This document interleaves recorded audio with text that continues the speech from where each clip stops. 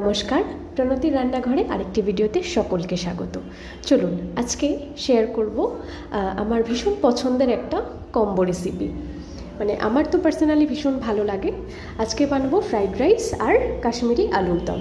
তো তার জন্য যেটা করেছি, সবার আগে কড়াইতে তেল গরম করে ঠিক চিলি চিকেন করার জন্য যেরকম আমরা পেঁয়াজ কাটি, সেইভাবে পেঁয়াজ আর টমেটো ভেজে সেটাকে কাঁচা লঙ্কা দিয়ে খুব ভালোভাবে পেস্ট করে নিয়েছি।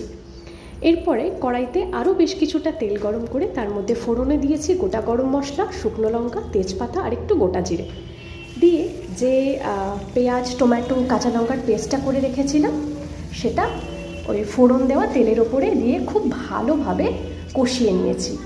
ঠিক ততক্ষণ কষাবো যতক্ষণ না পর্যন্ত এরকম তেল ছাড়ে। এরপর দিয়ে দেব বেশ কিছুটা কাজু বাদাম এবং পোস্ত বাটা। কাজু বাদাম আর পোস্ত একসাথে বেটে নিয়ে এটাকেও খুব ভালোভাবে ওই মশলার সঙ্গে মিশিয়ে অনেকক্ষণ ধরে কষাবো। আবারও তেল ছাড়া পর্যন্ত অপেক্ষা করব। আর তারপরে এর মধ্যে অ্যাড করেছি একটা মশলার গোলার পেস্ট, তার মধ্যে হলুদ গুঁড়ো, লঙ্কা গুঁড়ো আর কিছুটা কাশ্মীরি লঙ্কা একসঙ্গে জল দিয়ে পেস্ট করে ঢেলে খুব ভালোভাবে কষিয়ে নিয়েছি। এরপরে এই যে আলু সেদ্ধ করে রাখা আলুটা দেব, তার আগে দিয়ে দিয়েছি মটরশুঁটিটা হালকা একটু ভাপিয়ে নিয়েছি জলে। তারপর আবারও ভালো করে মশলাটাকে কষিয়ে নেব। মটরশুঁটি দেওয়ার পরে মশলাটা যখন ঠিক এরকম কষানো হয়ে যাবে, তারপরে দিয়ে দিয়েছি পরিমাণ মতো লবণটা দিয়ে আরও বেশ কিছুক্ষণ কষাবো। তারপরে অ্যাড করব সেদ্ধ করা আলু অ্যাড করে আরও বেশ কিছুক্ষণ মশলাটাকে কষাবো। তারপরে তার মধ্যে দিয়ে দেব গরম জল দিয়ে টকবক করে ফুটে ওঠা পর্যন্ত অপেক্ষা করব। খুব ভালোভাবে ফুটে উঠলে নামিয়ে নেব। ব্যাস রেডি আমাদের কাশ্মীরি আলুর দম।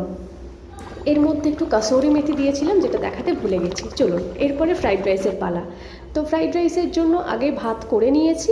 এবারে গাজর, বিনস, ক্যাপসিকাম আর তার মধ্যে কিছুটা কাজু, কিশমিশ সমস্ত কিছু ভেজে আর ঘি দিয়ে ভাতের সঙ্গে মিশিয়ে নিয়েছি খুব ভালোভাবে।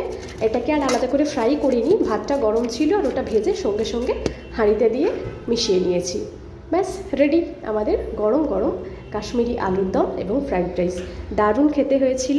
ভিডিওটি কেমন লাগলো অবশ্যই আমাকে কমেন্টে জানাবেন। ভালো লাগলে একটি লাইক করবেন। Thank you.